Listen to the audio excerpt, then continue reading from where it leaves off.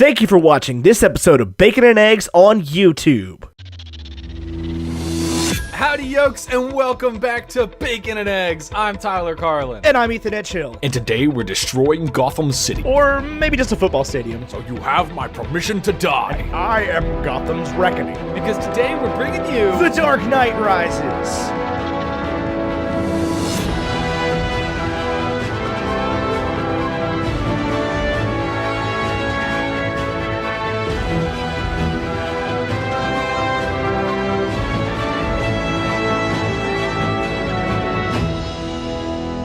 Dark Knight Rises was released July 20th, 2012. That was 2,387 days ago on a whopping $230 million budget. The movie made just over $1 billion worldwide at $1.085 billion, which was the #1 DC movie ever until like last week when Aquaman passed it. It got an 87% critic review on Rotten Tomatoes, a 90% audience rating, and a 78 on Metacritic. But before we get too into the reviews and everything, I do want to introduce, we are joined by our wonderful guest from the podcasts It Ain't Ogre Till It's Ogre and Cinemaholics, a genius film writer. No way. Will Ashton. Will, welcome to the show. Hello. That was a very warm welcome. I appreciate that. Thank you. I used to tell people just introduce yourself, but now I think really hyping you up gives me more credibility, which in the end is really what it's all about. Yeah, you're definitely raising the stakes for me. I feel like Christopher Nolan making this movie, like I have so many stakes laid before me before this podcast, but I'm ready. You're like Bobby Flay, man. I'm ready to take the challenge to climb the wall into the... It's almost like somebody gave you a list of 75 characters you had to include in one movie. Yes, indeed. There's a bunch of weird cameos in the film. There are. But, like Deadshot makes an appearance, and I don't know, there's a bunch of weird stuff. But before we get too into our reviews, let's hear from some certified professionals over at Rotten Tomatoes, which none of these people work for them, but you know what I mean. Ethan, do you have a negative review? I have a negative review from our boy Anthony Lane at the New Yorker. He said, the story is dense, overlong, and studded with references that will only make sense to those intimate with Nolan's previous excursions into Batmanhood. So I think, listen, hold on. No, let me finish this real quick. What the New Yorker has done is what the New Yorker always does, just usually on behalf of Richard Brody, and get mad at a sequel for being a sequel. I know. This is like, the whole point is that you should know the characters from the first two. Did you guys read Anthony Lane's review of Incredibles 2, by the way? No, is it good? It's entirely possible. Well, you'd remember if you read it. It's weirdly BDSM related, and it gets really, really weird. I definitely didn't read the full thing. Yeah. Is it positive? Is it like, yo, that's the girl's dumb thick? Basically, yeah, that's basically. He says it a lot more like scholarly than that, but it's right. That's the best. I know a lot of college students who talk that way. Yeah. I mean, he makes a reference to, like, getting an erection through his popcorn, so just keep that in mind. Get out of town. I'm 100% serious. This is a real thing. I am bookmarking Anthony Lane Incredibles 2. I am bookmarking this. There we go. So I can go back and read this later, because that sounds hilarious. He must have loved Anne Hathaway as Selena Kyle. Oof. I don't even want to know what he thinks about that. Do you have a positive review for us? I do. This comes from Bob Mondello over at NPR. He says, the biggest surprise may just be how satisfying Nolan has made his farewell to a Dark Knight trilogy that many fans will wish he'd extended to a 10-part series at least. I also feel the need to say that NPR is not a sponsor of Bacon and Eggs. Why do we feel the need to say that? Because they sponsor a bunch of podcasts, and they do not sponsor this one. I will say, no free he's ads. Not wrong about that. When this movie was over, I was salivating at the possibility of a Joseph Gordon-Levitt led Nightwing film in Nolan's Gotham. Yeah, I would love that. But Christopher Nolan does that all the time. There's always a backdoor at the end of his movies. In case there's like a mass demand where somebody's like, hey, you should make another one. He's like, well, I wrote myself an option for that. It's right there. It is right there. Will, what do you think about this movie? The Dark Knight Rises? Yeah, so we review things here on a binary scale. So either it's a 1, you have to see it, or it's a 0, you don't have to see it. Okay. Yeah, no, I really, really like this movie. And, oh, thank God. Oh, my God, I was so worried about that. And I wasn't sure how I was going to feel, because it's the first time I watched it since the theaters, and I first saw it on a big OmniMax theater. I'll come back to that later, but seeing it on a laptop, I was like, well, am I going to notice the flaws more? Am I going to be a little more astute to my criticisms, but honestly, I mean, I will say it's not quite the same as it was the first time, but I still really enjoyed this film. Plot issues aside, but yeah, I just find it so invigorating. I just find it very entertaining, and I just love that it feels epic in a way that doesn't feel like put upon. In some other superhero movies, I feel like they like kind of force the epicness. I won't name names, but this movie, there's an epicness and a finality to it that I think is really not only appropriate but earned. And I just like that with all that epicness, there is that grounded sincerity and that's so character focused, and that I just really, really like this movie. That's how I feel about it. Oh, I couldn't agree more. This was really, really good. I have only a few issues. I heard you had issues with plot. I have honestly, I know we already talked about this, but I'm not a fan of Anne Hathaway as Selena Kyle in terms of casting. And I didn't like Marion Cotillard. Is that how you say her name? Marianne Cotillard? Yeah. Sure. I wasn't in love with her performance, but otherwise I thought everybody did a really good job. I wasn't in love with her character, to tell you the truth. Talia al Ghul. Talia's kind of a cop-out for me. Yeah. The like, and I get it's a Nolan movie, there has to be a twist, but that one just felt a little forced to me. The whole like, it was me the whole time, I was the exceptional child. It definitely feels forced in a way that like I feel like it doesn't, like of all the characters in the film, like her entrance feels just kind of like rushed in at that ball, and then like the romance she has with Bruce Wayne didn't really feel earned. It just was like, oh, okay. I thought you had more chemistry with Catwoman. Now there's this thing going on. All right. And then, yeah, I agree. When the reveal came, I was like, okay, yeah, that's basically what I expected. So, yeah. Look at that. You're the bad guy. Yeah. I also felt like they had a bunch of weird problems with this whole trilogy with like casting, where there was definitely opportunities in this where, you know, Joker would have obviously made a great cameo, but of course there was no option for that. And he just kind of like, you know, he broods over Rachel for 8 years, and then he's like, oh, I'm over that. And he moves on to Selena Kyle and Mary. I can't even remember how to say her name. Marion Cotillard. Cotillard. I also felt like a lot of characters were well introduced throughout the series, so that when they made their appearances here, it made sense. But she was not a character in the other two films at all.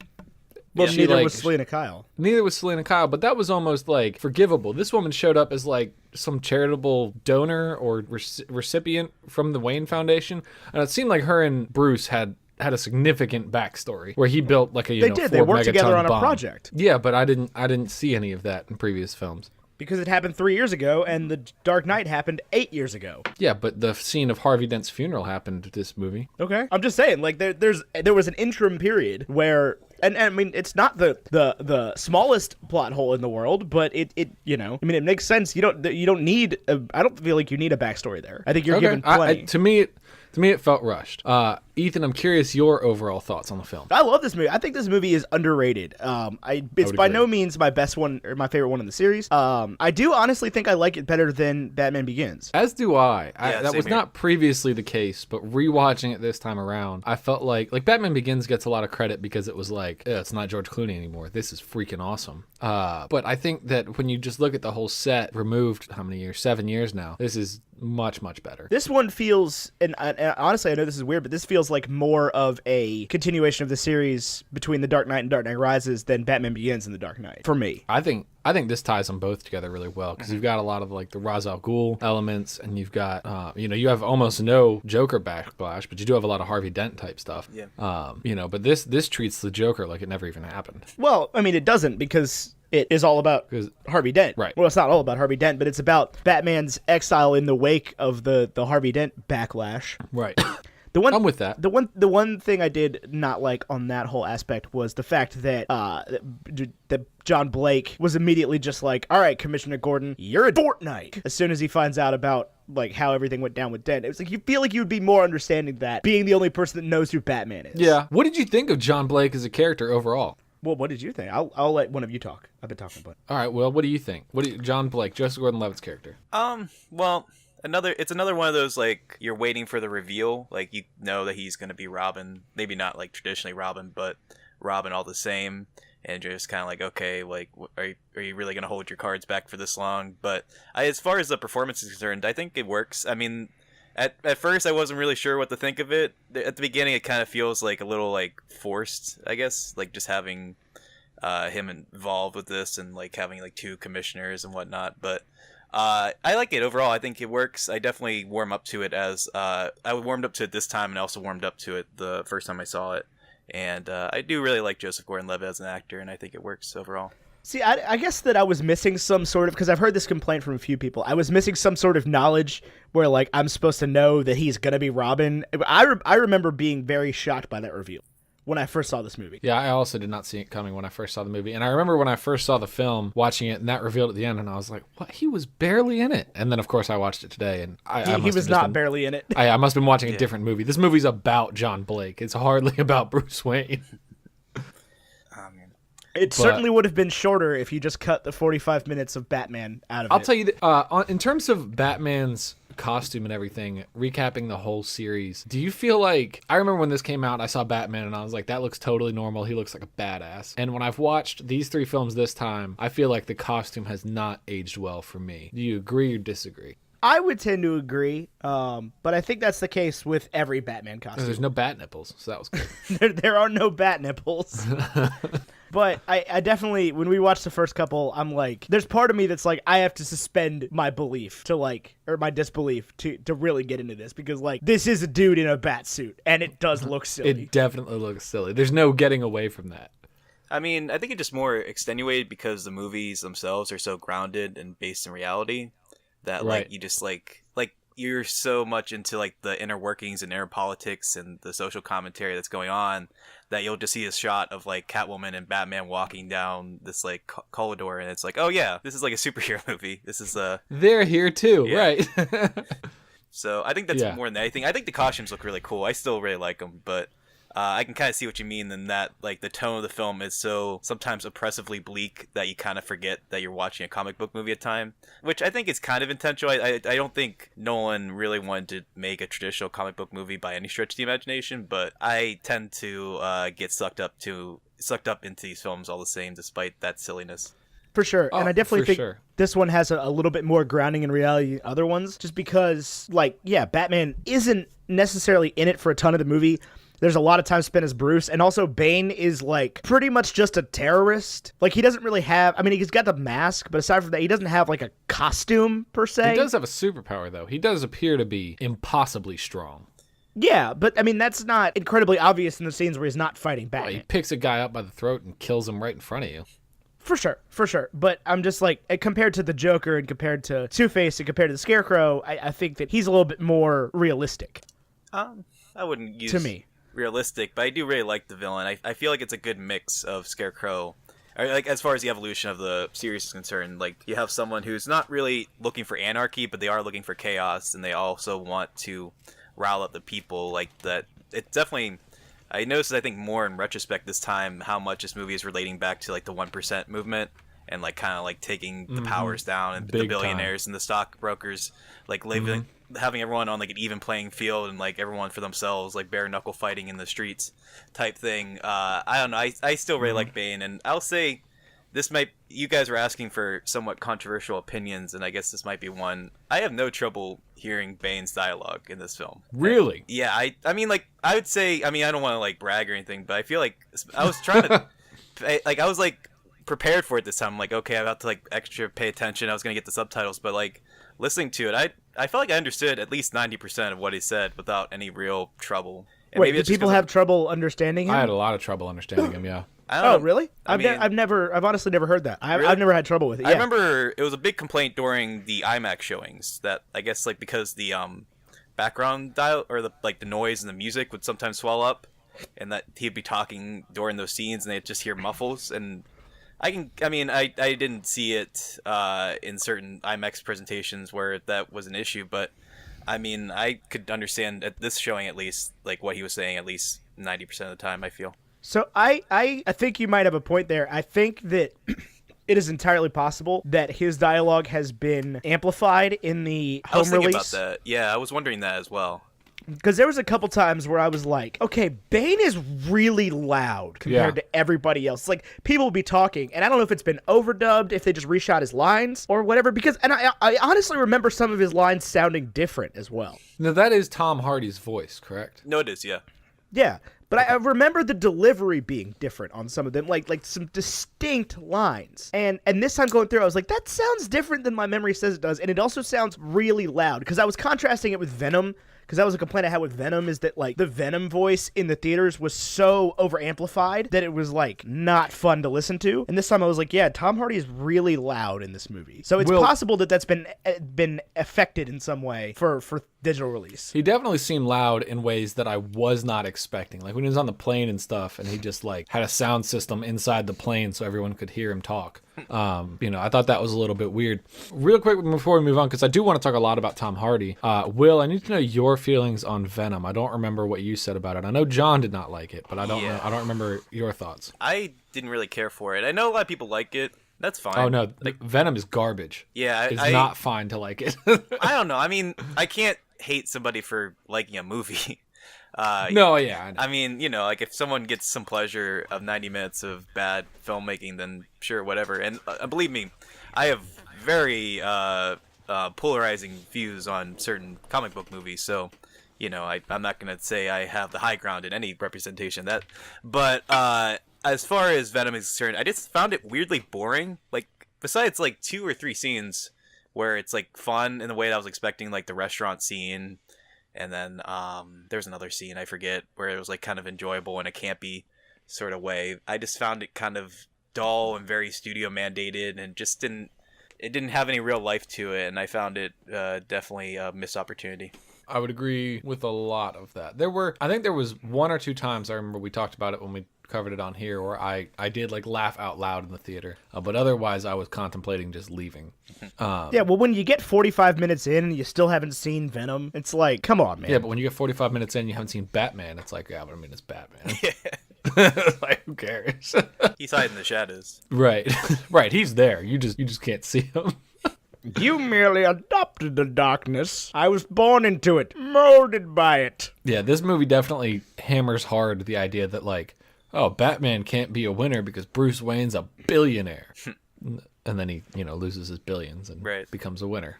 Well, yeah, again, that's the thing, is he has to... Oh, sorry, go ahead, Will. No, I was going to say, that's going back to, like, the whole, like, 1% thing, right? Like, taking down the billionaires and putting them in their place, essentially, eating the rich, all that jazz. What a ridiculous character. I will say, before we talk further on Tom Hardy, I'm just looking at the cast right here. I just want to go ahead and say it so that it's out there and we're ready to move on with characters and movies. Ben Mendelsohn's acting career is over. I've decided. It's gone. I cannot watch another freaking movie with this same stupid, snarky villain that is Ben Mendelsohn. I'm so frustrated by it. He ruined Ready Player One. When he was on screen in this, I was like, this is so dumb. He's going to be in Captain Marvel as the same stupid character. He was in another movie recently as the same stupid character. Are you talking about Rogue One? Yes, he was in Rogue One. Did you see Mississippi Grind? No, what's that? It's a movie he did with Ryan Reynolds. I really like Ben Mendelsohn, but I do agree that he kind of gets typecast into these villainous roles in blockbusters, and I really wish they let him just kind of do more indie stuff, because I think he's really good when he gets to be a little more complex and nuanced. I haven't seen Bloodline, but I also hear he's really good in that. But yeah, I don't truly mind him in these roles. Like, I don't know what Tyler's talking about. Yeah, I disagree entirely. I do not think he ruined Ready Player One. I don't think Ready Player One was ruined. I just think that it was as good as it was ever going to be. I think that movie has problems, but Ben Mendelsohn is not among those problems, for me at least. Although I do cringe thinking back to that scene where he got kicked in the balls. It was pretty painful to watch in more reasons. In Ready Player One? Yeah, for sure. But like, that's not a Ben Mendelsohn delivery problem. No, for sure. No, like I said, yeah, it's not his fault. Yeah, it's Spielberg's fault. It's the same with the the Rogue One thing. It's like his character was such a little Fortnite in Rogue One. Like, that's not his fault. He had a great cape, though. He did have a great cape. He had a great costume. And then, yeah, he's just a huge... words I can't say with Preschool Toys present, but it's like he's had the misfortune of being in several movies in recent years that have not so great scripts. Yeah, I mean, I like his indie stuff more than his blockbuster stuff, I'd say. Oh, for sure. And I could say that about most actors. For sure. Like, when you really let them be characters, then it tends to do better. Looking at his, like, his filmography on Rotten Tomatoes, he's only been in, like, 1, 2, 3, 4 bad movies since 2012 for rotten movies. Obviously there's room for discussion there. Sure. Rotten Tomatoes is not a perfect system, but Lost River, Exodus, Gods and Kings, Adore, I don't know what that is, and Robin Hood, which was panned. Did you guys see it? The new one? Yeah. I did not. I didn't bother. I didn't see it. No. But everything else is fresh or certified fresh. Good for him. Well, Good I don't for think him, he's. yeah. I don't think he's going anywhere. Is the thing. Like, Well, I mean, maybe he should quit while he's ahead. That's what I'm trying to say. I think that he would agree that no. I think that he would disagree with you. I don't think that he has a problem. I'm sure he loves the paychecks. I mean, no. Yeah, I was gonna say I don't think Ben Mendelsohn's sitting there going, man, getting paid a lot of money to do relatively nothing is awesome. He gets paid millions to scowl, or whatever that word is supposed to be. Just like look menacing and evil. That's pretty easy money, I feel. That is pretty easy money. Right? He's like a 8th tier villain in this movie. Like his evil superpower is having money. He's the guy that opens the box that he didn't want to open in this movie. The guy that hires the Joker, essentially, because he brought Bane to Gotham, and then that ended really well for him. Clearly, I don't know. There were some great characters in this movie, though. I do truly like Tom Hardy as do I. Yeah, me too. And I think that's one of the main criticisms that I hear from people about this movie is that he's a stupid villain. It's not really a great performance, and I just disagree with that on all accounts. I think that he was the perfect villain to wrap the series up with. I mean, he's not wearing nearly enough luchador mask. He's wearing plenty of luchador masks. No. Well, I feel like with Tom Hardy, as far as his performance is concerned, he has an impossible task, right? He can't outshine Heath Ledger. Like, I don't think anyone could do that at this point. Right. And I mean, Definitely not in this series. Right, for sure, right. And I feel like he's not supposed to be like the next Joker. Like he's the next villain, but he's not the next Joker. He's one with the people, so he's not supposed to be like standing out in this big way that the Joker was, where he was more of an individual agent of chaos. I think what he serves in the film is basically what he should do in the film. And I also think rewatching this time, I forgot how funny he was, like in kind of like a dry, dark sort of way. Like when he's in like the stock room and he like menaces people in, and like when he's like, "Take care," he just like, he's a very polite villain. Right? Yeah, he's very well spoken. Well, I guess that can be contested, but he definitely has a good vocabulary, and if you can hear it, I suppose. Yes, he's very smart. You can tell he thinks about what he wants to say. Whereas, and he's just the complete opposite of the Joker. The Joker was, didn't really fight his own fights. The Joker got into people's, into the spirit of people in like a negative way. Bane gets into the spirit of people in this, I hesitate to say positive, because it's obviously not positive for Gotham, but like he does, rally the people sort of to an extent. To the point where they break, open the prison. Which, why would you put a maximum security penitentiary in the middle of Manhattan? They're in Gotham. Okay. Say that to the drone shots, will you? Oh, I know. I thought that was so funny.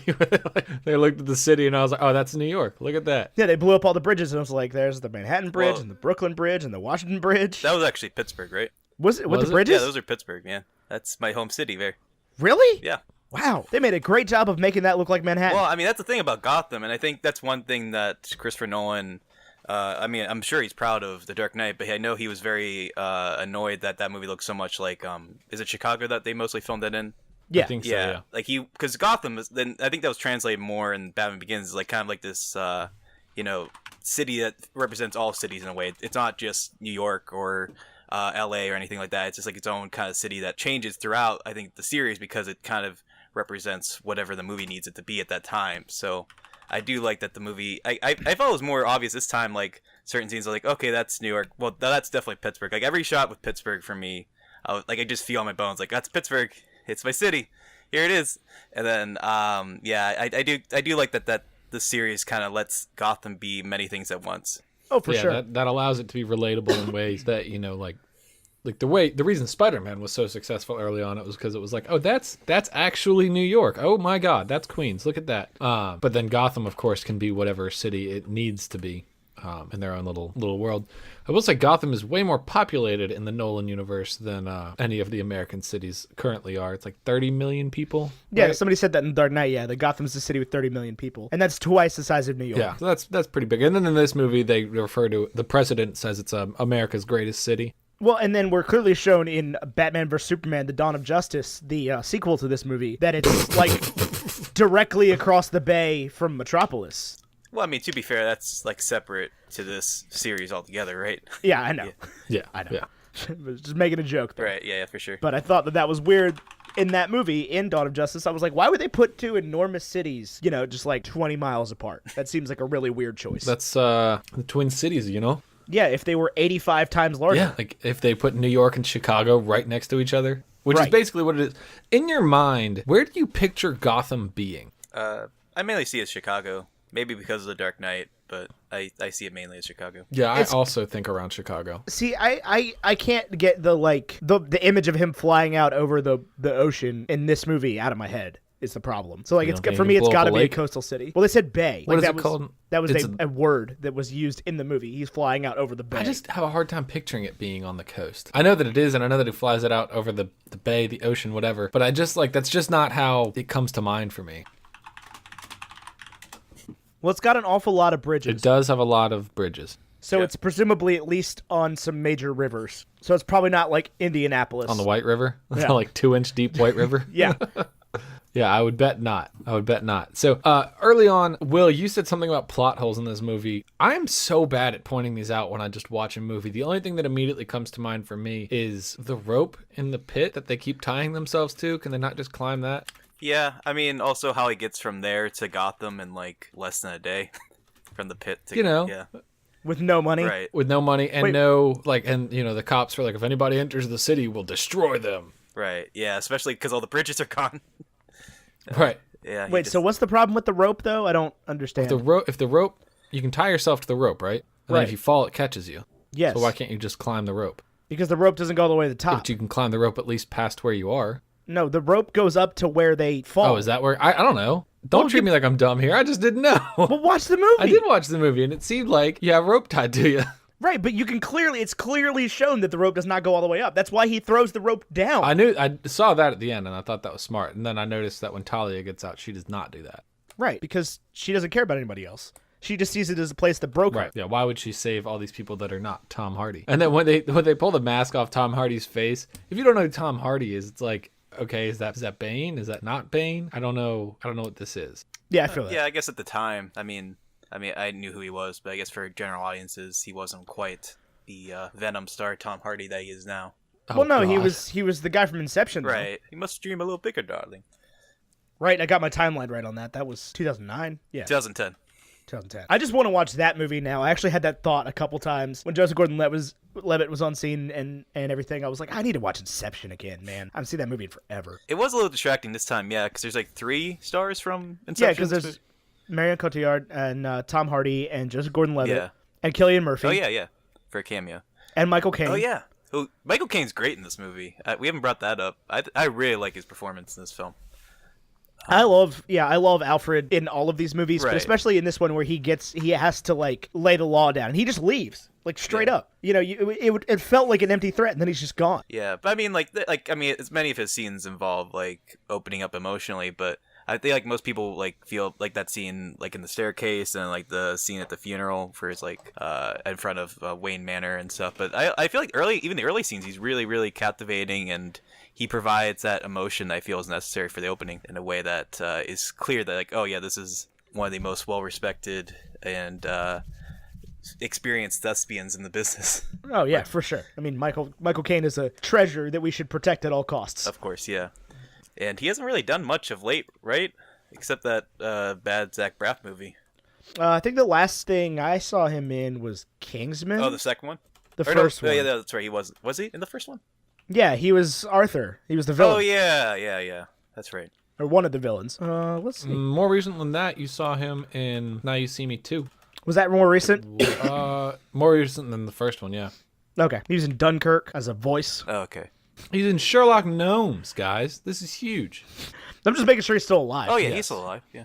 Alive and well. And, knock on wood, nothing happens between now and the time this episode comes out. Or ever. God. Or anytime soon. Yeah. Will? Yeah. Don't be the person that did this. I saw him in Youth. Oh, yeah, that was pretty good. Yeah, that was after Kingsman as well. Before Now You See Me 2. I liked Now You See Me 2. Unpopular opinion of the day. Everyone hated that movie. I did not. I love that movie a lot. I mean, it earned a sequel. Daniel Radcliffe playing a magician. Who'd have thought?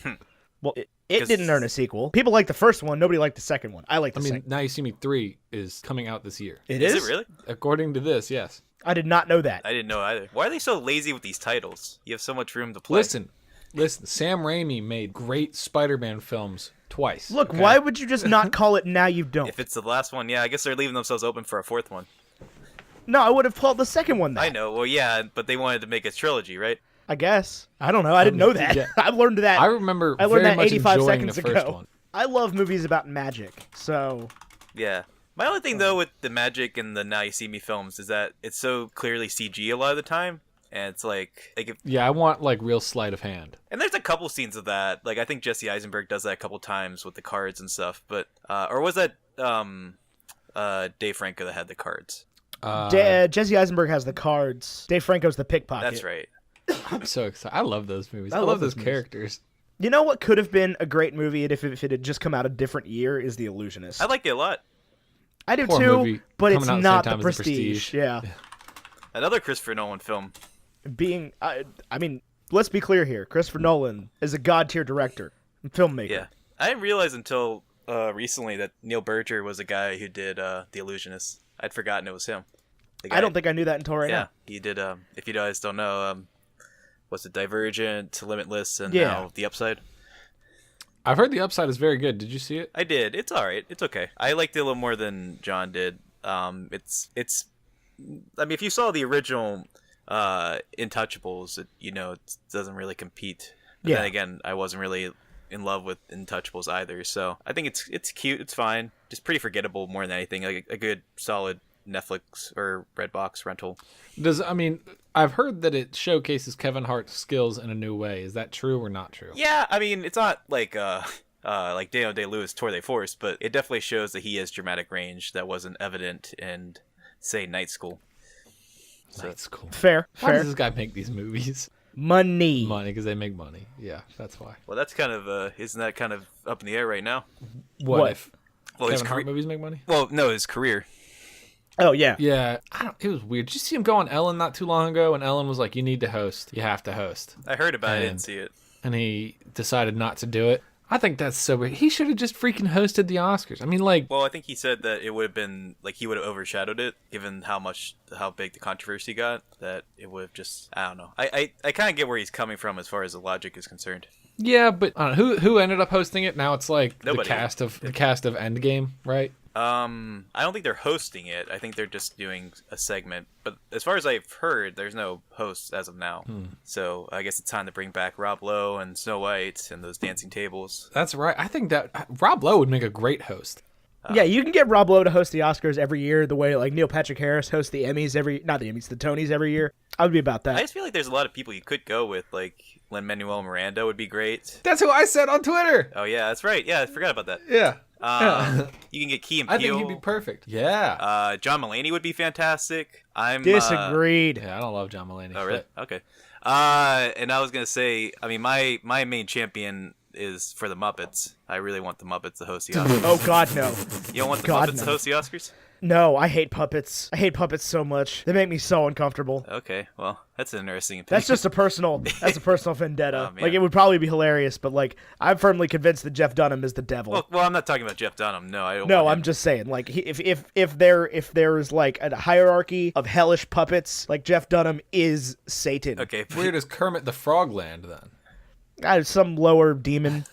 I just feel like you have so many opportunities, like Standor and Wardoff commenting on the Oscars in the balcony. You can like have they're not a traditional Muppet, but you can get like Oscar from Sesame Street and their Oscar at the Oscars. Like it's just printing money, I think. I love this idea. I'm not the first to say this, so I can't take credit, but I'm very much in support of it. And You they're could both get the owned by guys- ABC, Disney, so You could get the guys that do the dog shows. That would be great. the Best in Show. Yeah, no, like the dog show announcers. The guys the guy that was in Best in Show, yeah. Fred Willard. Yeah, but his real life not counterpart, but the guy he was essentially playing. I can't remember the dude's name right now. The guy Yeah. from Seinfeld. There are a lot of people from Seinfeld. Kramer? No, No. never mind. Oh, I was like, I that figured this would dude- be obvious. You guys clearly don't watch as many dog shows as the rest of America. No, I don't watch any dog shows. People will get that joke.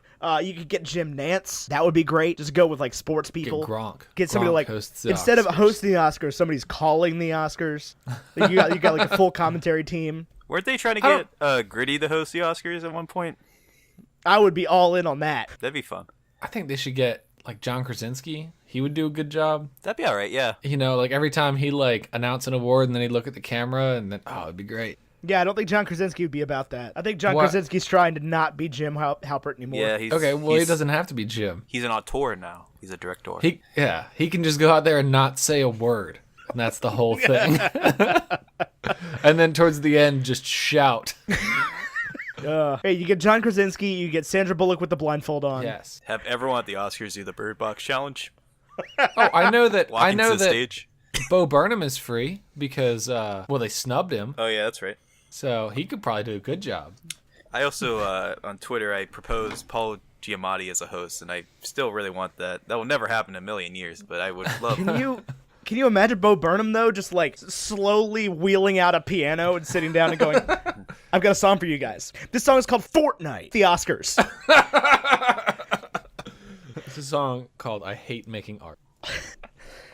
Tell us, listeners, audience, people that are listening right now, tell us who you would love to see host the Oscars. That's what I want to know. Let's get Michael Caine to host the Oscars. Yes, You get Michael Caine to do anything. I'll watch it. Get Michael Caine up there and then have him be Alfred Pennyworth, right? You're only supposed to blow the bloody doors off.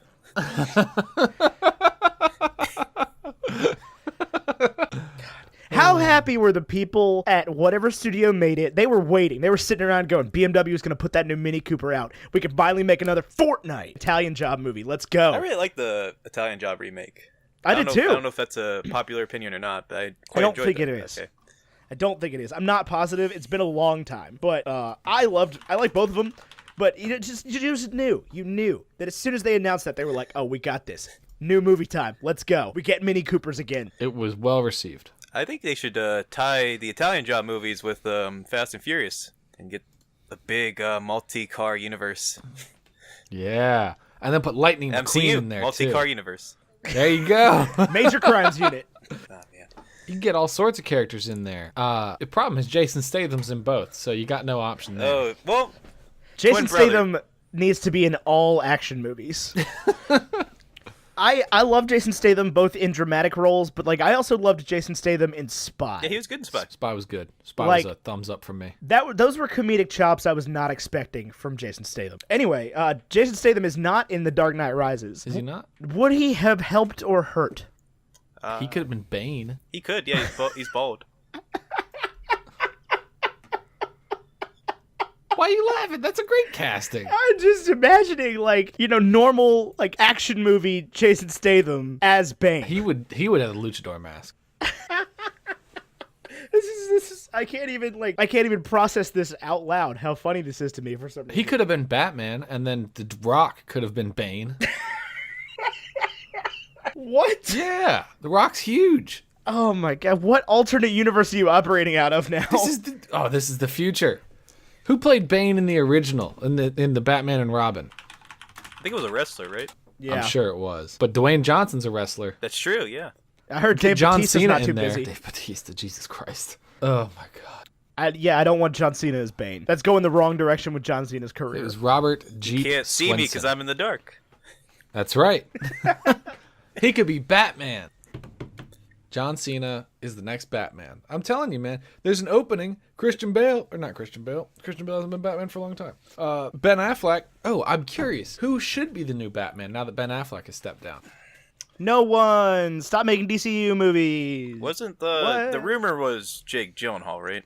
Yeah, but now he's Mysterio. Right. Well, that's not the first time there's been overlap, right? I think currently the way the contracts work is you cannot work for both. Like you can't be actively in both series. But there have been people who've gone from But what's his name was happy. God, Shazam. Who's Shazam? Zachary Levi. Zachary Levi. He was excited when his character was killed off in Ragnarok because that meant he could go be Shazam. Well, that's the thing, right? Is Mysterio going to be in more than one Marvel movie, or is it just going to be Far From Home? I have no idea. We're gonna have to wait and find out.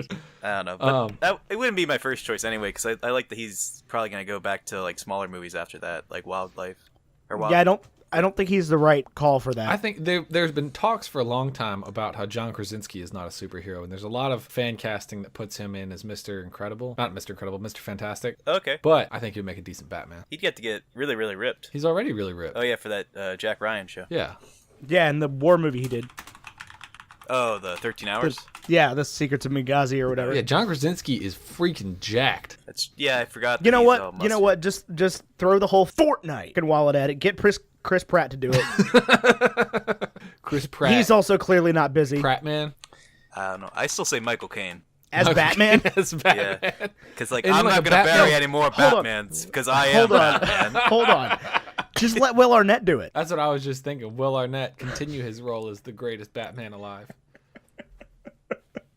Just put like a live action version of Lego Batman, like the same character. Like make it Will Arnett with the mask on, but like the exact same character. Darkness. No parents. I don't know, man. I just Batfleck was not my favorite thing in the world. I'm not gonna lie to I you. liked him in it. I think Batfleck was fine. I don't understand the hate. I think you got bad scripts and bad movies out of it, but I think the character was a smart casting and a smart choice. Yeah, I just didn't. It wasn't the overall execution of the thing didn't wow me. I wasn't itching for more Ben Affleck as Batman. I think what happens when you get into these live action DC stories is you cannot escape the fact that Superman, Wonder Woman, and the Flash outclass Batman so much. I mean, I think it would have been fine if they had done a separate Batman movie before Batman v Superman, but I understand at that point there was no real interest for yet another Batman movie, another solo Batman movie. Another Batman origin story. Right. Yay. That's what I mean. So I can understand why Warner Brothers went ahead and just made Batman v Superman, but I feel like not having his full story introduced before that movie and having to like introduce that Batman, like I mean that's I like the movie, but I feel like that has like so much to do in a 2.5 hour block of time that I can understand where the problems arose. Well, like I think the way they introduced Spider-Man in the new MCU movies, well, they introduced the new Spider-Man in the MCU movies, is what I was trying to say, was good. Where they gave him like sort of an origin, like an origin of getting the Spider-Man suit in Civil War, and then by the time the actual movie, they turned right around and made a movie out of him, and people were ready for it. That's true. So like, I think if you're going to introduce a character in like in a joint movie, it's going to have to be something more like that, and then you give them the continuation of that in a solo flick. Right. If you're not going to do the solo flick first, but they haven't done either. They went for Suicide Squad, where Batman's job was jump on top of a car. But I think Suicide Squad was also just garbage. yeah, that was really bad. But I do think there's a difference though in the fact that like Spider-Man was essentially a glorified cameo in Civil War, whereas he's in the title of Batman v Superman, so it's a little trickier in that regard. For sure, but I think that you could have just made a Man of Steel sequel that included Batman. Sure. Yeah, I would agree with that. Yeah, you could do that. Yeah. I think you honestly probably could have made a very similar movie and just not called it Batman vs. Superman, Dawn of Justice. They did kind Superman, of put the cart before the horse. Civil there. War. No, not Superman Civil War. I mean, make it simple. You know, you take your two biggest characters and you have them fight, and then you throw Wonder Woman in there. That's all it takes. That's all it's about. Is it really Godot? It is Godot, yeah. That's so weird. I did not know that. Yeah, that's a character I like. I like Wonder Woman. I like that movie. I think that they've got like that movie runs into a problem with the villain being so incredibly campy. But other than that, good film. Well shot. I'm excited for the sequel. That comes out this year, right? Wonder Woman 2. Yes. Well, it's actually Wonder Woman 1984. We missed the second 1983 of them. I don't know. Yeah. Not quite how that works. So there's probably a good bit of story that we're missing, And but so- I guess they filmed it. So they officially hired James Gunn for the Suicide Squad sequel? Is that what I'm hearing as well? To write and direct, I believe. Yeah. Yeah, called The Suicide Squad, which I thought was a weird twist on the name. I mean, another Suicide Squad might be a little too on the nose there. Jesus Christ, another Suicide Squad movie? Why? Question mark. Coming 2019. It's not coming out this year, is it? No. 2020, I think, right? I guess. Yeah, I don't know. They just have like a teaser right now, right, where they've got like costumes. I think that's Birds of Prey. Is there a team? Oh, that is Birds of Prey. Yeah, with Ewan McGregor. I think there's a lot of people in that movie. Yeah, but I don't only know. one Obi-Wan Kenobi. I don't know. I'll tell you what I'm excited for. Dark Phoenix. Oh, really? It's canceled, No. isn't it? No, I'm not excited for Dark Phoenix. I'm very curious if they're just going to put those on streaming services, that one and the New Mutants, given the Fox deal that's going on, if they're just going to dump them, essentially, because I feel like New Mutants, I would not be surprised that just like on Hulu one day, they're like, oh yeah, it's out, there you go. if you want. Here it is. Did you enjoy the Super Bowl? Here's New Mutants. I mean, yeah.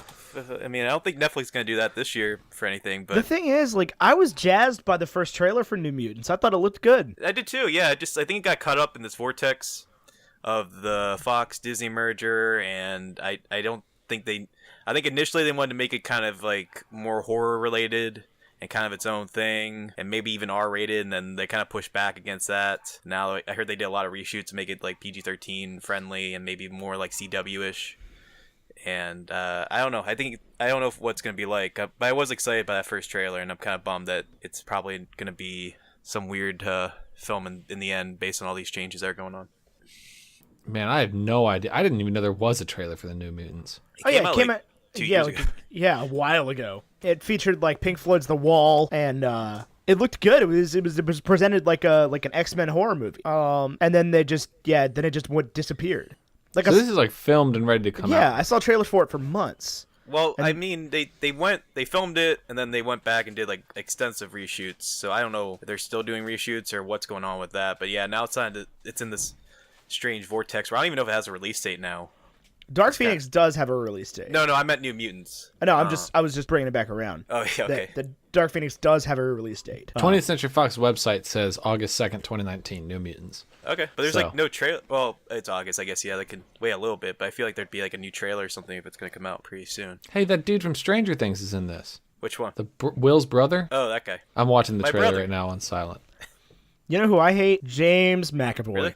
Yeah, I do not like him as Charles Xavier. Oh, yeah. Or I didn't like Split either. Oh, okay. I like Split, but I can understand some of the criticisms behind it. But you're a horror fan, correct? Like you watch all those horror type films, horror and thriller and all that. Oh, me? Yeah. Yeah. I'm a horror fan. Yeah. I'm about half and half on M. Night Shyamalan movies, I think, is what I figured out. Yeah. I haven't seen Glass because I wasn't crazy. I wasn't crazy about Unbreakable either. Oh, yeah, you probably kind of like Glass. Yeah, I haven't loved either of the movies in that series. But I did really like Signs. I really liked The Village. I really liked Lady in the Water. I really liked what was the elevator movie? Devil? Yeah, well, he didn't direct that one. He didn't direct it? He wrote it or co-wrote it. Okay, gotcha. He produced it. I did like Devil. But then there's like, he's got The Happening. You've got The Last Airbender. So he's had some misses, and I haven't seen The Sixth Sense because the ending of it was ruined for me by Scrubs in 2001, and I'm still bitter. It's pretty surprising you made it to 2001 though, without hearing the ending. We were 9 in 2001. Yeah, but even still, like I remember, like people were crazy about spoiling The Sixth Sense. Yeah, it was only 2 years, I guess. I don't know. Yeah. And when The Sixth Sense came out, I was 7 and definitely not watching The Sixth Sense. When do you think it's like appropriate to talk about spoilers in films? Like a month. You think it's okay after a month? Yeah, I mean that is like at this point, I don't know that it's cool for like other media to talk about spoilers, but I think like person to person, I think it's cool. After a couple weeks to a month, like if you're that worried about not seeing the end of the movie, like go see it. Yeah, I was gonna say 6 months to a year, but I feel like with Infinity War, I think it's fair to say like what happens at the end of that now. Like I think everyone knows at this point. It has been memed on Twitter. Right. So like. Right, but if they made what I'm getting at though is if they filmed like a sitcom right now that was like, well, haven't you heard, and just reveals the entire ending of Infinity War, like I don't think that's cool. I may just be mad at Scrubs, but that's whatever. But do you think a sitcom could say Han Solo dies? No. You think it's too recent No, still? yeah. I would give it a couple years. I don't know. I don't really know how I feel about that one. But like with other people, like if you're just talking to That's like a sacred secret though, right? Because with the prequels, you That's cool. ruin. I wasn't talking. I know, but with the prequels, you ruin Empire Strikes Back. I'm just gonna keep going because you ruin Empire Strikes Back with that. So now the only good spoiler moment in all of Star Wars is at the end of Force Awakens, and it's so worth it. Do you guys see that guy who's like driving a truck that said Han Solo dies at the end, like just driving around USA? No, No. but I'm curious about that. that sounds like a fun thing to do. It was like less than a year after the movie came out. I definitely love anytime I've ever seen a picture of somebody's car that has like where you would put a spoiler or maybe even written on the spoiler that has like Dumbledore dies in book 6 written and stuff like that written on it, like old jokes at this point. But that always makes me laugh in like I'm gonna deface my car to make somebody laugh kind of way. I wouldn't personally do it, but like anytime I see pictures of that, I'm just like that's a funny joke. Like the spoiler joke doesn't get old for me yet. But I mean like that was the thing with the big ticket movie like the Star Wars movies or like the Marvel movies. It's like You really got to hop on that one. If it's been a fortnight and you haven't seen it yet, I don't honestly feel bad about talking to you about it. Like, get on your game. Well, I mean, I don't feel bad talking about it publicly. I would definitely feel bad about talking directly to somebody about it who hasn't seen it. It's like, oh, it's been 2 weeks and you haven't seen it. I'm just going to straight up ruin it for you. Well, right no, now. but I mean, like, we have the Discord server, right? So for our patrons, and we have the spoiler alert channel in there, which is a hard phrase for me to say. I can't get around the consonants that in the word, but and people are like, they're talking about movies that came out 8, 9, 10, 12 months ago, and I'm like, guys, this is not a spoiler anymore. Like, it's just not. Like, if the movie's out on home release, like, it's not a spoiler anymore. That's kind of where my excuses end. But I might be wrong about that. Some people will definitely feel different. I kind of feel it's a gray area, but I think, like, I say, like, Infinity War because, like, that's, like, a big movie that I would say, like, at least a fourth of the planet has probably seen by now. So, like, I think that's kind of fair game. Like, that's just a huge movie. It's kind of impossible to ignore. But, like, a small indie movie where, like, I don't know, might have a big twist or something, like, that might be uncalled for to spoil it, like, upright. Oh, for sure, and that's a completely different situation. That's what I'm talking about. Is like there's certain like, but when it's one of these big like unmissable blockbuster movies, like at this point, especially with the social internet, it's like you just got to protect your own interests and just go see the movie early. Yeah. So like I wonder though, like for a movie like Serenity, when can we talk about spoilers in a public fashion about that? Serenity, like the Firefly movie? No, the McConaughey one. You haven't heard the twist for that yet?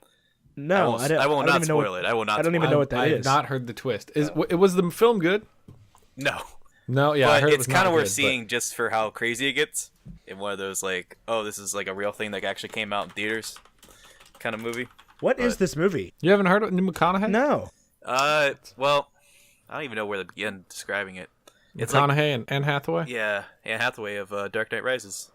There we go. We brought it all back. Well, the main plot is about McConaughey trying to kill a giant fish, and then it gets weirder from there. Okay. Well, I have to check it out. Was it worth watching? If you're with the right people and you have some booze, I think it's fun to watch. So no. I mean, fair enough. I wouldn't. Will, you see everything. I try to see as much as I can. I remember, for reference, listener who does not listen to Will's other podcasts, Will, how many movies did you see new movies did you see in 2018? I think it came out to like 174. Yeah, and I believe you described that as a modest number. Yeah, that was lower than usual for me. Jesus Christ. That is so many movies. It's quite a few, yeah. That's like, every other day for a year. Yeah, it might not have been that many. I forget exactly how many it was. I would recommend listening to our episode if you want to find out for sure. Our Best Movies of the Year episode for Cinemaholics. But I forget exactly what number it was. But it was less than usual for me. I remember that. That's nuts. What is your favorite movie ever, Will Ashton?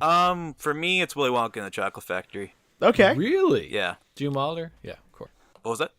I said Gene Wilder. Yeah, of course. Yeah. Yeah. The one they had to rename because of Gene Wilder. Yeah. Oh, man.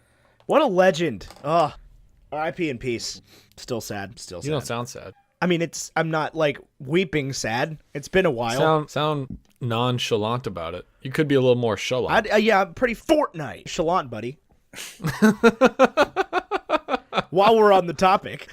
Anyway, so Dark Knight Rises. Let's circle back around to this one and just follow that Anne Hathaway thread. Tyler, why do you not like her as Selena Kyle? I'm curious as well. I feel like, I don't know. I'm not sold on her being this like cat burglar, interesting character. She just seems so vanilla throughout the whole thing. Do you think she needed more puns? Like cat puns? I mean, I could have stood for a few more cat puns. You know, the little like cat got your tongue. Obviously, I don't want Halle Berry. Like that's a step in the wrong direction. But I don't know. I just felt like we were just like, oh, there's another vigilante who is about as qualified as Batman in combat now. All right, cool. Right, but she's so suave and coy. Like, no, she's not suave or coy. She's like awkward and weird. I know that she's supposed to be, and that like the other actors are like, oh, I'm being suaved and coyed now, because that's what the director told me to do. But she just isn't. And like, I just disagree with that entirely. Yeah, I don't agree. I feel like she's very multi-layered. Like there's so much going on in a given scene for her that I really like her performance. I thought it was really well captured. I mean, if you guys have reasoning as to why it was so great, I'm happy to be swayed. I would much rather like all the characters in this movie than have a flaw with any of them. But to me, the performance did not land without some further explanation. I just felt like all of a sudden there's this equal to Batman character that did not do it for me. And it was satisfying at the end when she like busts through the door and shoots the gun at Bane. I was going to ask about that, yeah. How do you guys feel about that? I think it would have done better if she tased him on a face and he ran off in a horse. But I know that people were upset that they kind of killed the main antagonist in a kind of, passive way. Kind of the Iron Man 2 way of just like killing him off kind of willy-nilly and then just going back to whatever the main plot was. So I actually kind of like that. I think it's fun just to like kill him off and then just be like, okay, that's done. Well, yeah, I kind of feel that. Makes Bane human. Like, yeah, I dig that though, because like that was the moment where you realized that he wasn't the villain. They're like, there is somebody else pulling the strings here. Yeah, I'm with that. I thought, yeah, just knock him out. I didn't realize he died, honestly. I just figured he was incapacitated and then I imagine taken to Arkham. Oh, I mean, I guess they leave it kind of vague, but I feel like he was at least seriously wounded because he was pretty, he was the breathing mask. Shot him. Yeah. Yeah, but his breathing apparatus thing was still, like, that was leaking at that point, right? Because of the fight. Yeah. So I think, at the very least, he was seriously wounded and probably left to die by then. So. What a great weakness. Bane has no weaknesses except being punched square in the face. Yeah. But he's such a big guy that rarely ever happens. So. Right. Well, they had to get that Batman like, where is X moment in there. So they had to be able to just beat Bane into submission like that. So that was right. It was a good weakness. Batman, where he's just like, where's the tracker? Batman not okay with murder is okay with torture. Trigger, not tracker. Batman gave him permission to die. He did. Throwing that line back at him. What a lie. And Bane, in the same weird way that the Joker was like, yeah, I'm happy that Batman's killing me. Bane was just like, all right, you've learned the lesson I came here to teach you, Bruce.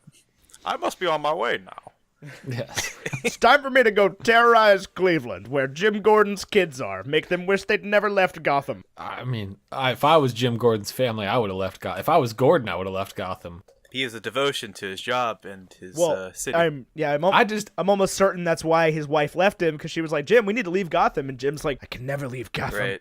Right, Jim, you're a cop. There are cops in other cities. You can just go do that somewhere else. No, because then it would have been left to Peter, the whole city, and that would not have been a good thing. Who's Peter? The other commissioner. I mean, he also knew the truth about Harvey Dent, so there's that also guilt in that leaving.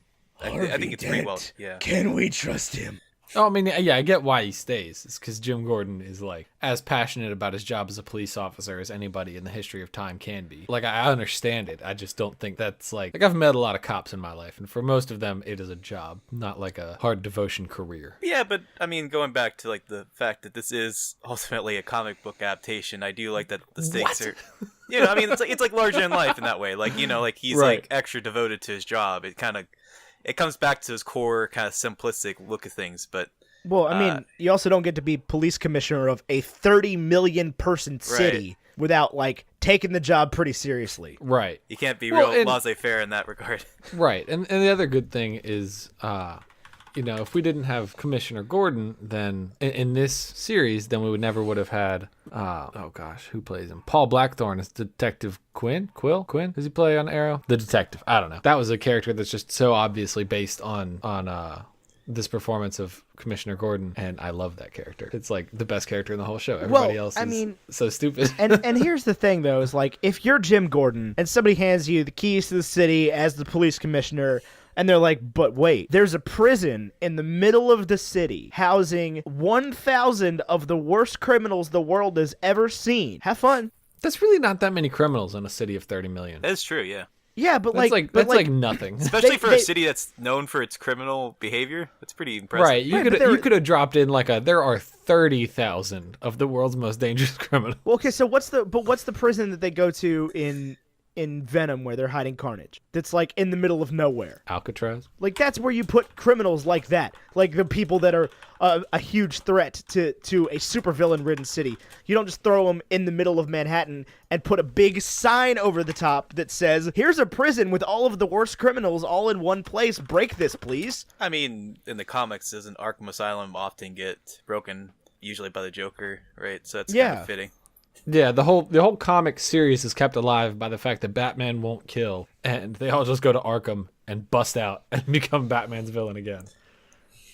Well, yeah, and that's represented in these movies by the fact that Jonathan Crane continues to be a problem every time. Which his role, Cillian Murphy as a Scarecrow, his role in this movie, I always love. As the Fortnite whole judge.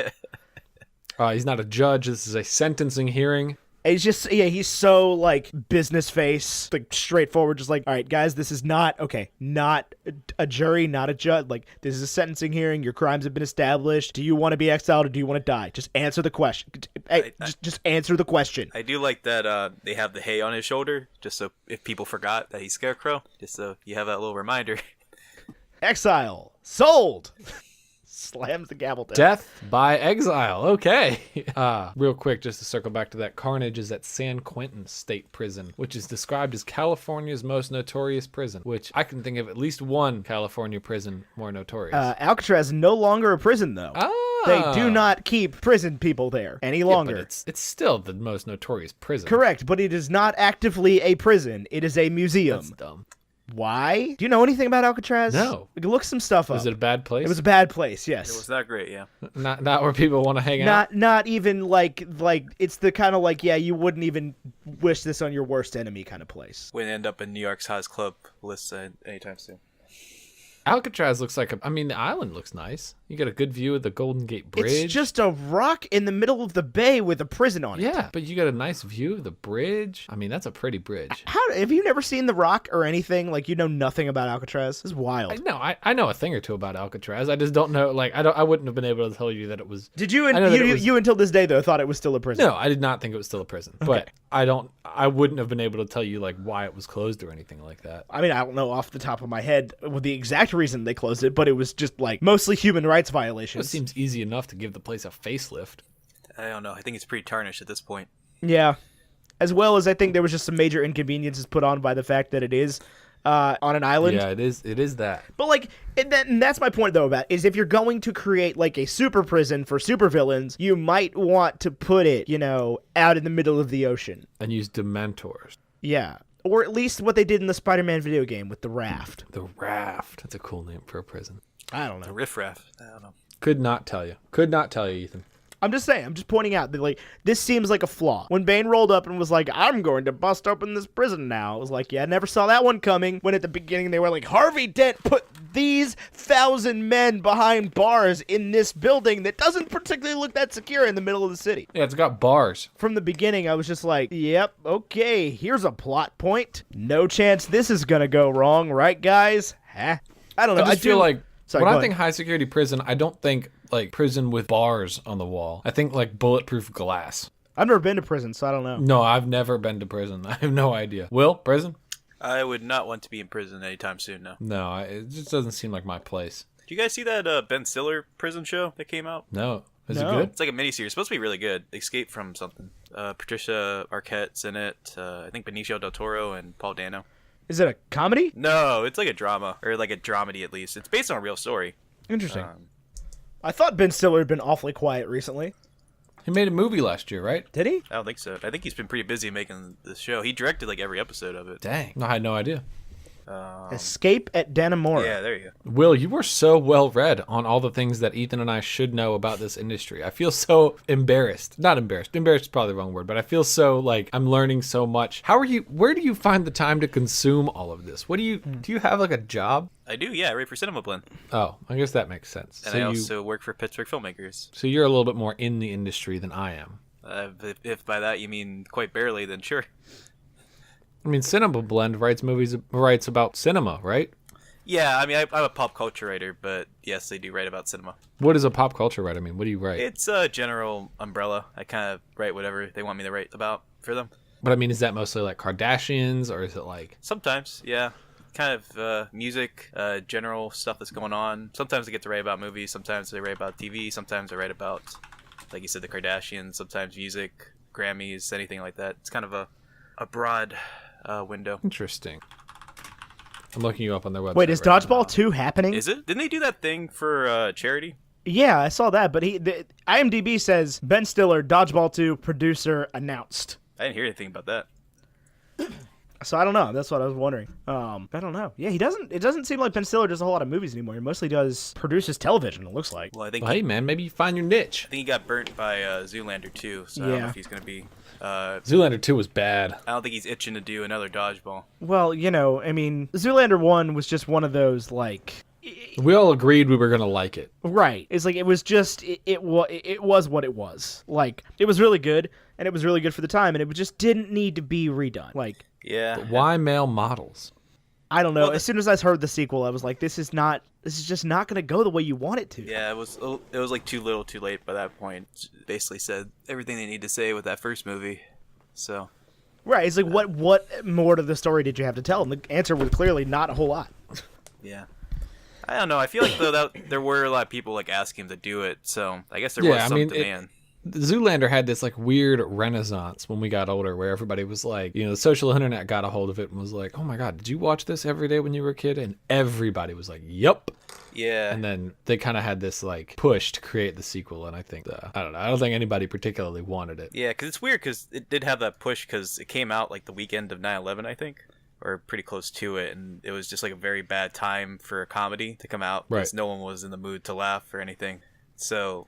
it was at the time pretty much panned and didn't do well financially, and then like you said, there was like that kind of reconsideration for it, and then everyone was like, yeah, this is actually pretty good, you should check it out. And then I guess eventually people just kept asking Ben Stiller, make a sequel, and he's like, I don't know, and then yeah, there you go. And then Blue Steel's back, and then it's gone again. You're right, this did come out the month of 9/11. Yeah, it was in September, I remember. Yeah. That is unfortunate. It's very unfortunate, yes. It is not when you want your movie to come out. Especially not your comedy. Your lighthearted, feel-good comedy. Orange mocha frappuccinos. It's a gasoline fight accident. I keep forgetting that Alexander Skarsgård's in that scene.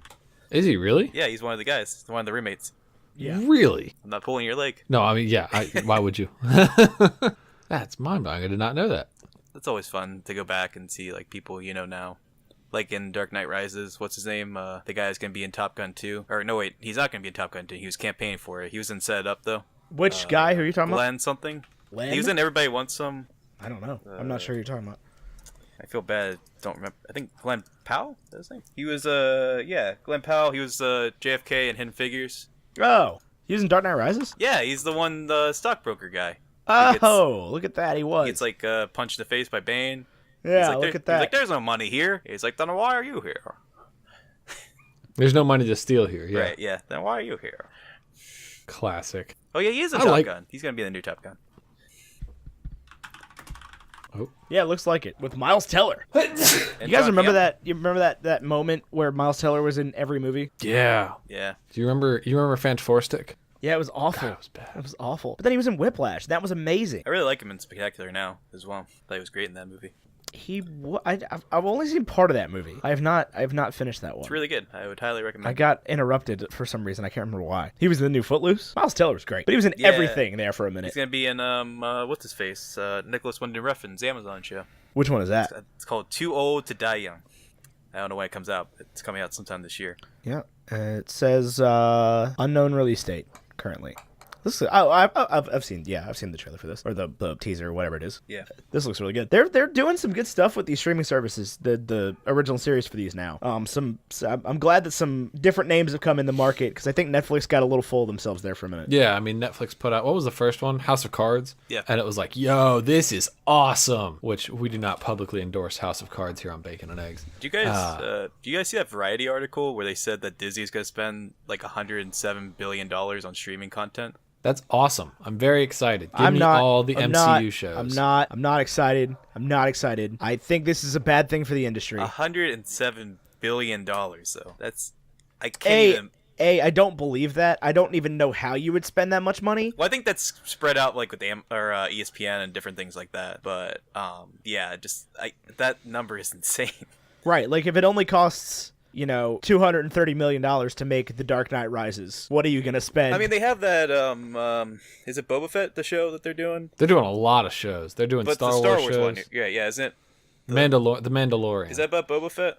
I don't think it is. I think it's about a different character. Oh, okay. But it's I could be wrong about that, but my understanding is that it's not. But they're doing all sorts of stuff, and they're also making like a Falcon and Winter Soldier show, and they're making a Loki show. There's a whole bunch of different shows. I just think giving one studio that much power is a bad move. It is, yes. I agree with that. I think we are headed back toward what we had in the 20s and 30s, and that's a bad thing. Yeah, I mean, when that Fox merger was announced, I just had so much dread. I was like, that's really bad, because a lot of people are going to lose their jobs, for one thing, and then just having that much power in one studio is daunting, to say the least. Oh, I know. They're able to create whatever they want, as much as they want for... And we have to watch it. You know, I definitely am not excited about that, but... Well, and 20th Century Fox going down is a bad thing for sort of larger budget indie movies, because Fox Searchlight has done great work toward getting those movies out and about in the past couple of years. Right, but unfortunately they haven't done well at the box office. Some of the them, time. yeah. Although it does seem like Warner Brothers is kind of picking up that trend. Like they have Star is Born, a couple other movies they're looking to do where they're kind of championing the middle budget movie again. If any of these studios are, I'd say, I guess it's Warner Brothers right now. I'm a big fan of the middle budget movie. I will tell you that straight up. I'm ready for another 90s where everything was heavy hitting and those are the movies people wanted to see. You had movies like Good Will Hunting and Dead Poets Society winning awards. I'm ready for another 90s. Yeah. But the thing is that, I mean, technically, Netflix has a lot of movies like that. But they just get buried and they don't do any advertising, and then they don't get any theatrical releases where they can drum up buzz. I mean, I guess Amazon does a little bit of that. They're kind of pushing for a bigger budget, but they right now kind of squarely in the small budget zone with working with A24 and stuff. But yeah, it does seem like right now the theater is getting almost exclusively blockbuster films, and that's I'm just so for me it's just so draining. To just that the only things getting made are sequels and remakes and superhero movies right now, and I'm just kind of tired of it. Yeah, everything's a franchise, an extended universe, a sequel, a prequel, and it's just exhausting. I'm in betweenquel. I'm in betweenquel. Wait, who's making in-betweenquels? That might be my new favorite word. Star Wars. Star Wars is making in-betweenquels. Well, they did, and then they didn't do well. And then they were like, oh, Solo was... Now that we introduced all these characters, what are we going to do? We signed Alden Ehrenreich for 11 Solo movies. What are we going to do now? Is it really that many? 11? No, it was 3 or 4. Oh, okay. Because there was 3 movies, but I can't remember, or 4 movies, but I can't remember if that would included the first one or not. What if they lowered the ambition and made Han Solo movies that were medium budget? I think that once you start introducing the type of stuff you need around a Star Wars movie, that automatically puts you into big budget range. Yeah, but as far as all the fan service crap they needed to knock out in the first one, where it was how's he gonna do the Kessel Run so fast or so short or whatever, and how's he gonna get those dice and all that stuff, which honestly I've been a Star Wars fan my entire life, and I was like, what is with these dice? That wasn't a big reveal for you? No, I didn't even realize it was a thing. Really? Yeah, no. That's wild. I never would have associated Han Solo with the chain of dice. Oh, yeah. The blaster, give me that. Give me the Kessel Run. Give me the blaster. Give me the Falcon. Give me Chewie. The dice, I don't care. I don't know. I thought it was a good addition. I had no problem with that. No, I wasn't I'm not upset with it, but all I'm saying is now for the second and third one, you can cut the budget to $50 million, and that's it. Just make a movie. Friends with Benefits. Only Han Solo is the lead. Look, I mean, Paul Bettany doesn't get out of bed for anything less than Avengers money. Wow. How much did the original Star Wars cost to make? $30. Yeah. Well, I guess with inflation it would probably be more, but I mean, I am curious. Let me find out. $11 million in 77. Wow. I would have thought it was 20. Yeah, I would too. I know that they didn't get a lot. But inflation, it would come out to about $45 million. Yeah. Which is a lot. Oh my God. How cheap was gas back? 12 cents? Cheap. Less than today. I paid $2.15 today, which I was actually kind of happy with. What? That's higher. I know, but I filled 2 cars. Anyway, let's circle back around to some Dark Knight Rising. Talk about the music for a minute. Just a brief second. You got to give it up to Hans Zimmer again. I think that he just continued to put in good work on this trilogy of movies, giving each individual character sort of their own theme, but to the point where it wasn't overbearing like it can be in some of these superhero movies, especially the ensemble cast ones. I just thought that the music that he used for Bane was brilliant with that just like very rhythmic thing that was kind of stuck subtly in there anytime Bane was on screen. I did like, in terms of the music, the scene where Bane and Batman are fighting in the sewer, where it's just a fight. There's no music at all. I always think scenes like that are incredibly powerful, and I thought that was really well delivered. Where it's like, you're not getting all of Bane, you're not getting all of Batman, but you are crushing Batman. Right. Yeah, no, I'm a big fan of the score here. I also really enjoyed the Catwoman theme. That was fun, and I also really get pumped up anytime I hear that Ashton, that Rise song. Yeah, that's what I'm talking about. Is every time Bane's on screen, that's the drum beat for that is like the underlay, everything that da da da ba ba. I'm like, that is such a powerful thing that happens, and it just keeps happening. But it's in very subtle, sort of understated ways, to the point where if you weren't listening for it, you wouldn't notice it, but like your brain will notice it and put the connections together. I think that this just continuously in these Nolan movies, especially, Hans Zimmer continues to just put in work. Especially, I love the scene where, like, you know, the cops are running through the tunnels and it's silent except for the kids singing the Star Spangled Banner. That was a very powerful auditory movie moment for me. Almost akin to that first scene in Pirates of the Caribbean at World's End, where it's just the kids singing the pirate song. It was that same sense of just foreboding and creepiness delivered without sort of hitting you over the face with it. I'm with that totally. I think in terms of sound design, this movie had a lot of things going for it. And the only time where I was like, what? Is every time that Bane would speak in sort of a quieter scene, or even in a loud scene, but his voice would just be such a clash against it. That was the only thing that frustrated me. And again, I think what has probably happened is that has been amplified for the digital release. If people were having problems hearing him in the theater, I think they probably just fixed that. Well, I don't know that people were having trouble hearing him. I think they were having problems understanding him. I think because they covered the mouth up, people were just getting confused. I was getting confused. I just don't ever remember not being able to understand Bane, so I hadn't heard anything about that. I mean, I definitely remember that was one of the main criticisms of the film when it came out, but I wasn't sure if that was really with the IMAX release in particular, because I know there were similar complaints with Interstellar when that came out. People were having trouble hearing some of the dialogue during some like the rises in the score, if it was just something with Nolan movies or what. I definitely felt like that, and I definitely felt like that was intentional in Interstellar. Man, he really just uses like the same 8 people in all of his movies. Sure. Because I was going to say, like, I definitely remember having trouble hearing Tom Hardy's dialogue in Dunkirk, but I think that was intentional, I think, in a way. Like, he also had something over his lips, and he was, like, kind of just speaking over the radio, so it was intentionally kind of murky. But, yeah, I didn't really have that issue with The Dark Knight Rises and Bane. Yeah, but this is our 4th Nolan movie we reviewed in a row now, because we did Interstellar right before we started the Dark Knight trilogy, and so my brain definitely went straight into, like, oh, look, Anne Hathaway's back.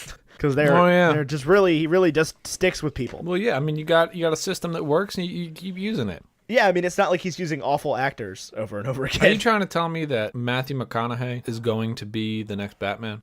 I mean, I would take that over Jake Gyllenhaal, honest to God. I would not. I'd take McConaughey as a Batman villain. You know that scene in Donnie Darko where Jake Gyllenhaal says, "I think you're the Fortnite Antichrist." That's how I feel about Jake Gyllenhaal, legitimately. Wow. Do you like steal your lunch money or something? What's up with I know. What did Jake Gyllenhaal do to you? I just don't think I've ever disliked an actor more. Wow. Legitimately. I think Nightcrawler might be the only movie I've ever truly enjoyed him in that I've seen, and I don't actively seek out Jake Gyllenhaal movies. Yeah, I would recommend his other stuff because I think he's great. I really like Jake Gyllenhaal. As do I. I don't know. I've just never been sold on a performance. Like I don't know. He doesn't. There's something about him that just doesn't do it for me. I don't like Donnie Darko. Like I legitimately don't like that movie. Is it those eyes? They're just so. It might be. It might be. That's probably it. I'm just lost in the sauce. I am curious to see how he plays Mysterio, but and you know, it's not like I'm going to avoid a movie because it has Jake Gyllenhaal in it. But he's not Ethan Hawke. I would not want to. Okay, well, yeah. Ethan Hawke's just my sworn enemy. He is standing between me and being the world's most powerful Ethan. What if like Gary Oldman decides he's going to change his name to Ethan Oldman? You know, I thought you were going to say Gary Youngman. What if Gary Oldman decides to be Batman? He could. That's the thing. He'd make a heck of a Batman. What if to replace Batman, you just got Christian Bale to do it, but like dressed as someone else? I think what they need to do, I've seen a lot of fan requests for this, is cast a young guy for Batman and then get a Oh my God, what is his name? Oh my God, Michael Keaton. Michael Keaton to play Oh, Alfred. old Batman and old Batman Batman. Beyond, and do Batman Beyond, and have the sort of the helm be passed, and now you've got a classic Batman actor playing Batman, and it's not Clooney. You can have Clooney as Alfred Pennyworth. What is Val Kilmer doing these days? Nothing. Well, he was sick. Yeah, He he had was not cancer. doing so hot. That's not good. Yeah, he had throat cancer, I think. That's not ideal. Not a good person for Batman. Val Kilmer, man, that's still my favorite Batman movie. You know who? No, listen. You know who needs to play freaking Alfred Pennyworth? Some old guy, I'm sure. Bill Nye. Okay, I could see that. That'd be neat. Old British guy. What if? Well, I mean, Jeffrey Irons, right? Or Irons. Yeah. What if we went? You know how every time they remake Spider-Man, Aunt May gets like younger and younger. What if we just kept doing that with Alfred every time they remake Batman? I think there is a very real possibility that you're gonna get a young Alfred next time around, like a Matt Smith. Oh man. Val Kilmer is an underrated actor, just in case anybody's He's good. curious. I mean, Tombstone alone, he's fantastic in that. There's one thinking. Anyway, y'all continue. You remember when they were gonna make the Aunt May movie at Sony? What? Yeah, remember hearing that? I think it was No. a rumor. Yeah, I remember that. Yeah, that was great. Just make a young Alfred movie. I would be more interested in that than the Aunt May movie. Did they make that joke in Teen Titans Go to the Movies? I did not see Teen Titans Go to the movies because I never watched Teen Titans Go, the TV show, and I felt like I was supposed to understand that. Now, Teen Titans Go is just regular Teen Titans, but with like a silly animation style. Is that what I understand? I think so. I never really. I saw the movie, but I didn't see the show beyond like a couple clips. Okay. But I would say, having been in a similar position, I would recommend Teen Titans Go to the Movies. It's pretty fun. I did hear that it did well.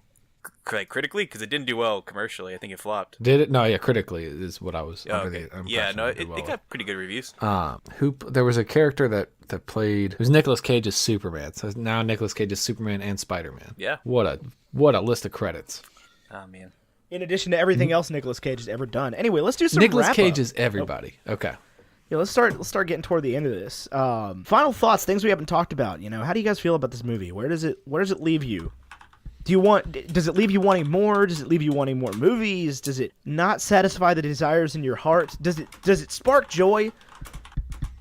It does spark joy. If I was to clear out my DVD cabinet and this was on there, I would keep the whole trilogy. I definitely, I am ready for more Nolan Batman. Revisiting the trilogy, I was like, I don't know how well this aged. I don't know if I'm going to love this. I don't know if, the people who give it such praise are wrong, or if the people who are like, I mean, it was okay, are wrong. And the people who are giving it praise are right. This is the best superhero trilogy, period. I'm looking at my DVD cabinet right now, and the only things on it currently are all 8 Harry Potter movies, Birdman, and Thor Ragnarok. So, sorry, Marie Kondo, I'm not throwing any of those out. No?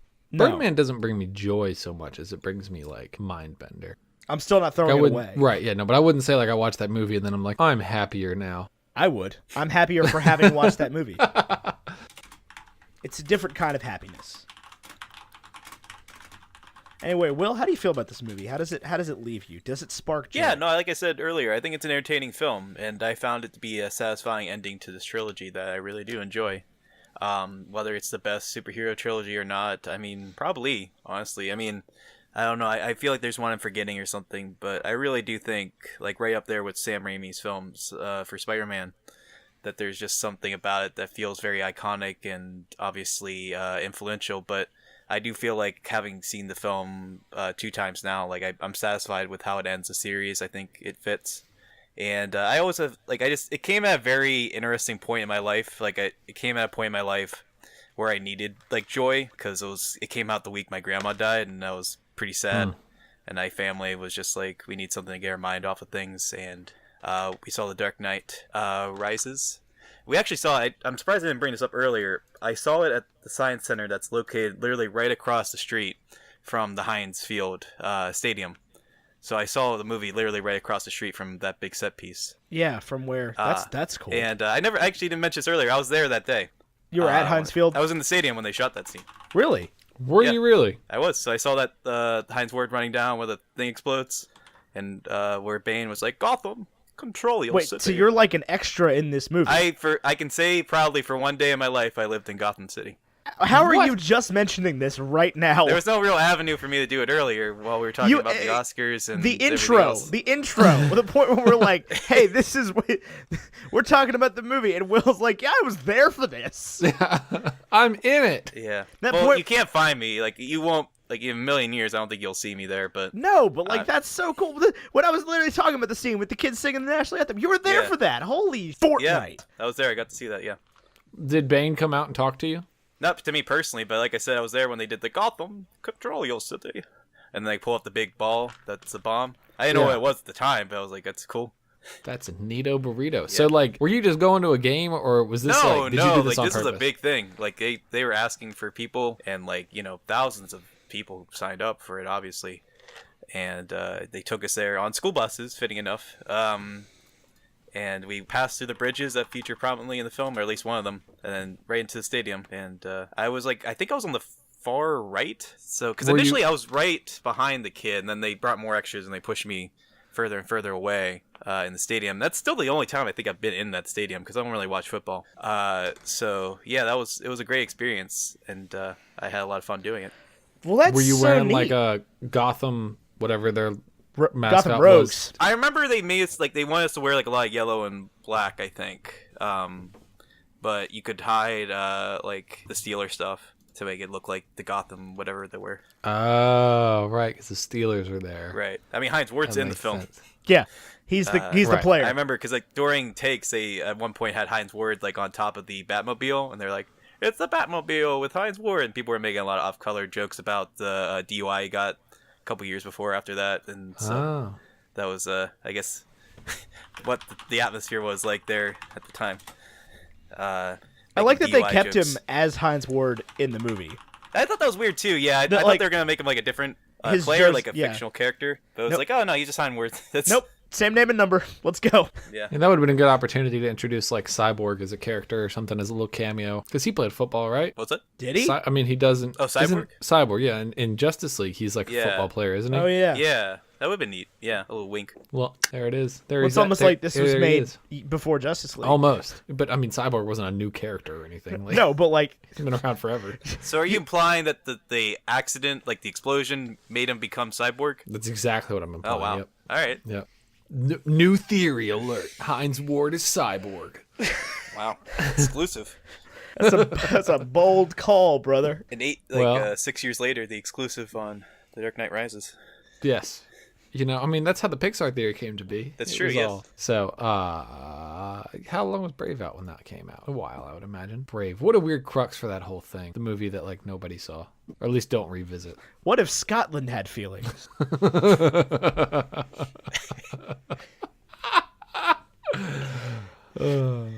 Fair enough. Well, I really like this movie. I think it's a great ending to the trilogy. Like I said, I think I like it better than Batman Begins. Yeah, that's how I feel.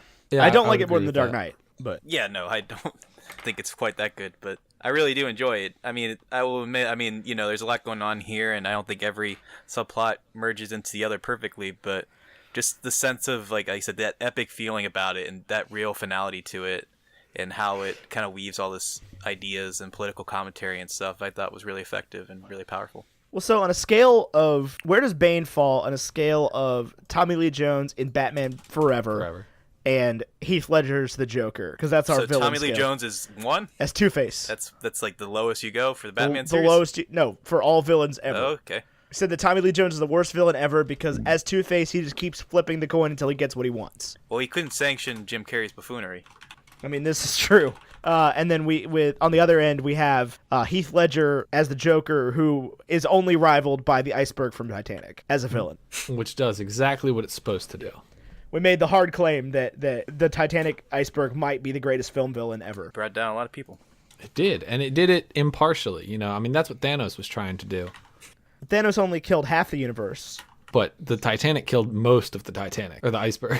Yeah. Anyway, so where does Bane fall on a scale of that to that? I'd say like 7. The fact that you just went for a hard number, I'm like, because that's what we always do, and I love that. That is good. Yeah, I would agree. I'd say like a 7.5, honestly. I really liked Bane. You know, he's sort of in the same camp for me as maybe Zemo, Civil War. Helmet Zemo. Yeah. You pulled that name out of your ass. Fortnite. did, because he's not the villain. Tony Stark's the villain, so it's tough. But Steve Rogers is the villain. no, it's not. Oh God. Let's have this fight again. Anyway, yeah, I like Bane. Is this movie better or worse than the Toy Story movies? I have actually already updated our list with what I think is going to happen. I can fix this, of course, but I have it going just above Batman Begins, but still not above Toy Story 2. Yeah, I can't put it above Toy Story 2. Yeah. So the way it's set up right now is Dark Knight is number 1, and then Jurassic Park, and then Toy Story 3, Toy Story 2, and then Batman Begins, and then Toy Story, and then Interstellar, and then Princess Bride, Miracle, Bumblebee, Ralph, whatever. None of those matter. I still think Interstellar's a little low, but that's just me. But I would agree that this is better than Batman Begins, but not better than Toy Story 2. Yeah, I agree with that completely. Cool. Do you concur with our ranking of Dark Knight over Jurassic Park? Yeah. Okay. That one was like it was a moment for me, but I think that we made the right choice there. I mean, yeah, I could certainly see an argument to be made in that, but well, yeah, and like when it comes down to it, ranking films is such a weird practice. It's fairly anyway. arbitrary. There's so many factors that go into it. Everything on the top 10 list so far is something I would recommend anybody watch for any. Well, originally we were planning on only having one list ever where we ranked every movie we've ever recovered against each other, and like that immediately after the end of year one was like, this is impossible because we have so many different like we've got like Netflix original movies compared to all the Star Wars movies compared to all the MCU movies compared to Dead Poet Society compared, and it was just like, this doesn't make any sense. So we're doing it annually now. right on. So anyway, if The Dark Knight Rises was a breakfast food, what would it be? I don't know, Frosted Flakes and grits. I was gonna say sausage. Frosted Flakes and grits? Yeah, because I mean, like, it's not as dark as the other two. Like, it really isn't. It's shot way more in the daytime. So that's, and then, the streets have snow on them. So there's Frosted Flakes. But it's still gritty. And Will says just sausage. I don't know. I mean, I feel like it's pretty meaty, but it goes down pretty well. Yeah. And, You've definitely got some protein powder in there. Like but it's also shake. a little fat. It has some fat on it, so it might clog up your arteries a little bit, but you enjoy the experience of watching and consuming it. Fair enough. I dig it. I'm with that. I mean, so is it all three then? Yeah. Ethan, do you have a different? No, I'm with it. I'm with it. So Frosted Flake with sausage inside, and what was the other thing? Yeah, it's a bowl of Frosted Flakes and sausage patties. With a side of grits. Anyway. Very nice. Well, cool. That's everything we have to do. So let's go ahead and wrap this puppy up. Any final promote thoughts? yourself. Oh. As well as tell us where we can find you. Final thoughts on the movie? Final thoughts on life, on the movie, on whatever you want to say. This is your time. Take it. Well, I don't know if I have anything else left to say about the movie as far as what we discussed, but I really do enjoy this film, and I can understand, there are a couple plot issues that hinder it, but I just enjoy it all the same, and I don't think that's ever going to change. As far as where you can find me, I'm on Twitter at The Will of Ash. You can follow me there, and I rate for Cinema Blend, like I said, and as well as a playlist and a couple other places. So if you feel free and you're interested, check it out. And we also do, like I said, Cinemaholics and It Ain't Ogre Till It's Ogre. So that's my other podcast ventures if you want to check those out as well. Thank you, Will, for joining us. It's been such a pleasure talking with you. You're fun, so well read. I'm Tyler Carl, and Ethan will run down all the ways you can get in touch with me. And Ethan, go right ahead. Fair enough. All the ways you can get in touch with us. Tyler is on Twitter and Instagram at Maricarlin. I am on Instagram as at Baconethan, and I'm on Twitter as Wow Now, but the O's are zeros. I probably should merge those in one direction or the other, but we'll figure that out later. You can find the show at Bacon and Eggs Pod on Twitter and Instagram. You can go to patreon.com/baconandeggs to become part of our Discord server or check out any of the other great rewards we've got over there. As well as there's a link down there to join our super secret, super special Facebook group. And if you want to buy Bacon and Eggs merch, you can get that at teespring.com/store/bacon-and-eggs. And also there's a Big Cartel if you want some of the hats that we've got a few left. They're on sale right now. And I think that's it. Our music is by Andrew Scott Bell. He can be found on Twitter and Instagram at Andrew Scott Bell. And our graphics are by Vaishon Brandon of Graphite. He is at GraphiteVMB on Instagram. Pretty sure that's everything. I've been Ethan Edgehill. He's been Tyler Carlin. And him over there from the internet has been Will Ashton. Until next time, arrivederci. You think darkness is your ally.